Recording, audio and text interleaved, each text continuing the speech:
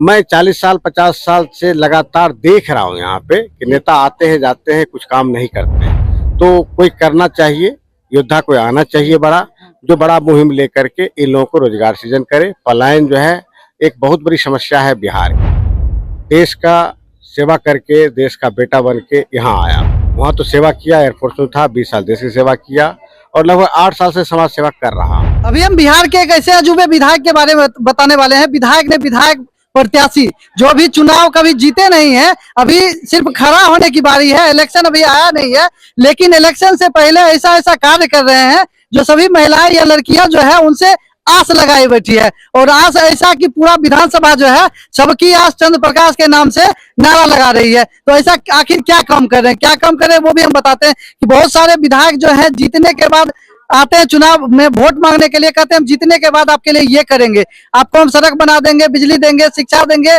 या एयरफोर्स बना देंगे। लेकिन जीतने से पहले सिर्फ खड़ा होने की अभी तारीख भी तय नहीं हुई है। खड़ा होने से पहले जो है भावी विधायक प्रत्याशी जो है इन महिलाओं के लिए अलग अलग पंचायत में जाके, अलग अलग टोला में जाके सिलाई सेंटर का उद्घाटन कर रहे हैं।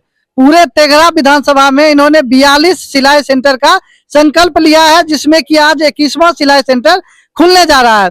अब आप कहिएगा कि हर टोला में अगर सिलाई सेंटर खुल जाएगा और एक सिलाई सेंटर पे कम से कम 25 से 30 महिलाएं या लड़कियां जो है प्रशिक्षण लेगी या उससे भी अधिक लेगी, तो फिर कपड़ा किसका सिलेगी, ये सवाल बनता है। क्योंकि सब आदमी सोचेंगे, जितने भी लड़कियां या महिलाएं हैं वो सोचेंगे कि हमारे टोले की जनसंख्या जो है 100 है, अगर 50 महिलाएं या लड़कियों को कपड़ा सिलने आ जाएगा तो हम लोग सिलेंगे किसका।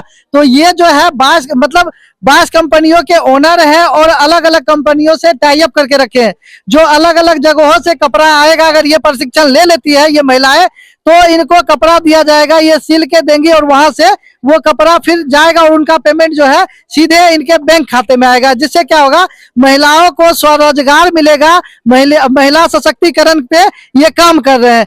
आप कहाँ से आए हैं? बरौनी से। बरौनी से आए हैं। पहले से आपको सिलाई आता है?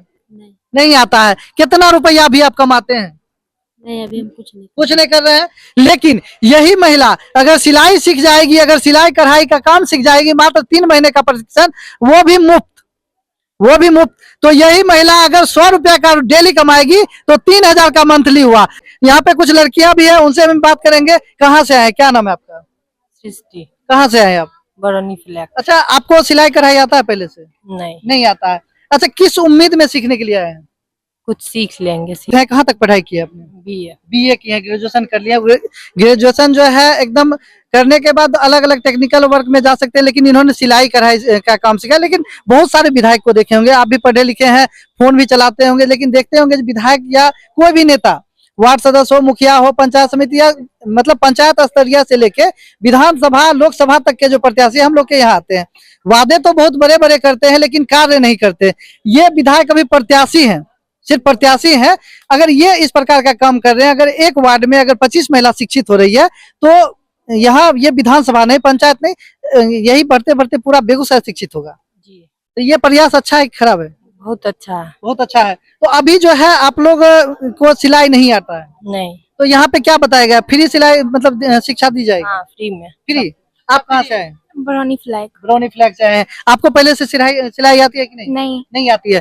तो यही सभी जो है यहाँ पे बस शिक्षित होने के लिए आए हैं। सिलाई कढ़ाई मतलब हुनर जो है बर्बाद नहीं जाता है, किसी कोई भी हुनर जो है खराब नहीं होता है, और हुनर लेना भी जरूरी होता है, और हुनर से ही लोग अपना जीविकोपार्जन कर सकते हैं, मतलब परिवार का भरण पोषण करते थे। जैसे एक परिवार में, ये तो गांव है, शहर में हम लोग देखते हैं कि शहर में लोग पति पत्नी होते हैं तो पति अलग कमाता है, पत्नी अलग कमाती है। क्यों?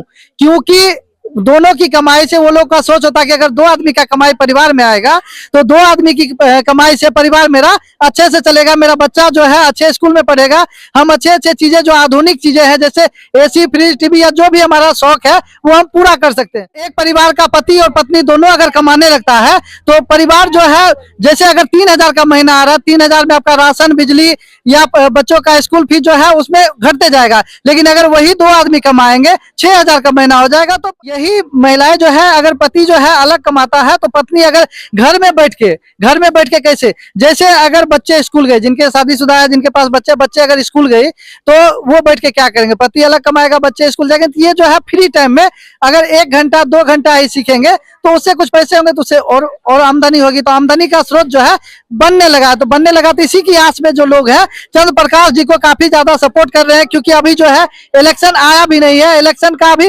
सिर्फ चर्चा हुई है।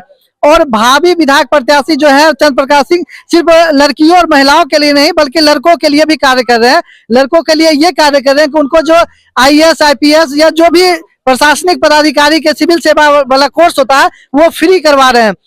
जो खेल से रुचि रखते हैं लड़के, उनको खेलने में जो बैट हुआ, बॉल हुआ, वॉलीबॉल हुआ या जो भी हुआ, उसका जो भी मतलब उसमें सामान लगते हैं वो फ्री देते हैं, उनको प्रशिक्षण देते हैं। और जो लड़के पढ़ने में तेज हैं तो उनको जो है कंपटीशन कराते हैं, कंपटीशन करने के बाद जो है उनको अलग अलग सुविधाएं दी जाती है। और अभी हम चंद्र प्रकाश सिंह जी से भी बात करेंगे, ये जानना चाहते हैं कि जो बहुत सारे जो है पंचायती राज से लेके लोकसभा तक के प्रत्याशी जो है वो जब आते हैं तो कहते हैं कि हम आपके वादा करते हैं, जो हम जब जीतेंगे तब करेंगे। सबसे पहला आता है कि जीतेंगे तब करेंगे, लेकिन अभी तो इलेक्शन आया भी नहीं है। और आप जो है आज 21वां सिलाई सेंटर, आप ही ने कहा था 21वां सिलाई सेंटर का ओपनिंग हो गया है यहाँ पे तेघड़ा विधानसभा में, और 21 सिलाई सेंटर और करना है, ऐसा क्यों? देखिए, सबसे पहली बात है कि मैं एक समाज सेवी हूँ। मैं देश का सेवा करके, देश का बेटा बन के यहाँ आया हूँ। वहाँ तो सेवा किया, एयरफोर्स में था, 20 साल देश की सेवा किया और लगभग 8 साल से समाज सेवा कर रहा हूँ। मैं 40 साल 50 साल से लगातार देख रहा हूँ यहाँ पे कि नेता आते हैं जाते हैं, कुछ काम नहीं करते हैं। तो कोई करना चाहिए, योद्धा कोई आना चाहिए बड़ा, जो बड़ा मुहिम लेकर के इन लोगों को रोजगार सृजन करे। पलायन जो है एक बहुत बड़ी समस्या है बिहार की, आपको पता होगा कितनी सारी ट्रेनें चल रही। मतलब बिहार की जो सबसे बड़ी समस्या है, जो लालू यादव नीतीश कुमार नहीं रोक पाए, उसको रोकने का प्रयास आपने एक घर से, एक झोपड़ी से एक महिला के द्वारा जो है स्टार्ट कर दिया। बाहर जाना नहीं चाहिए, रीजन उसका ये है कि मजदूरी करने जाते हैं और बाहर में प्रताड़ित होते हैं। प्रताड़ित तो बिल्कुल होते हैं, प्रताड़ित होते हुए देखा हूँ, क्योंकि मैं पूरे देश के विभिन्न शहरों में घुमा हूँ, विभिन्न शहरों में रहा हूँ। और बिहार की जो स्थिति है मजदूरों की, बहुत ही विकराल है, बहुत ही दयनीय है, बहुत ही हेय दृष्टि से देखा जाता है। कोई रिस्पेक्ट नहीं, कोई इज्जत नहीं, प्रतिष्ठा।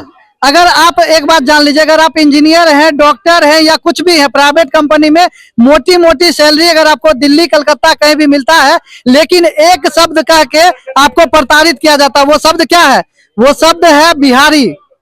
कहीं भी जाइएगा आपको कहेगा बिहारी, और बिहारी को वो लोग गाली के तौर पे हम लोग को कहते हैं। तो हम लोग क्यों जाए बाहर? हमारे पास नहीं है, हमारे पास भी कंपनियां हैं, बहुत सारी सुविधाएं हैं, अब रोजगार हम कर सकते हैं, तो क्यों बाहर जाए?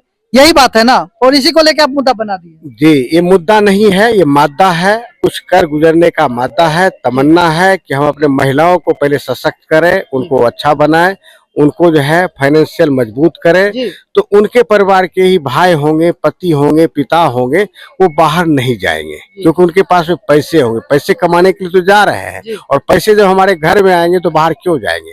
तो पलायन रोकने का बहुत बड़ा कार्यक्रम ये है जो मैं रोकने जा रहा हूँ, और रुकेगा ये 100%। तो बिहार के इस अनोखे विधायक प्रत्याशी के बारे में आपका क्या कहना है, हमारे वीडियो के कमेंट बॉक्स में जरूर बताएं। अगर ऐसा विधायक प्रत्याशी या इनका कॉन्सेप्ट आपको कैसा लगा वो भी अवश्य बताएं, और वीडियो अच्छा लगा तो ज्यादा से ज्यादा शेयर।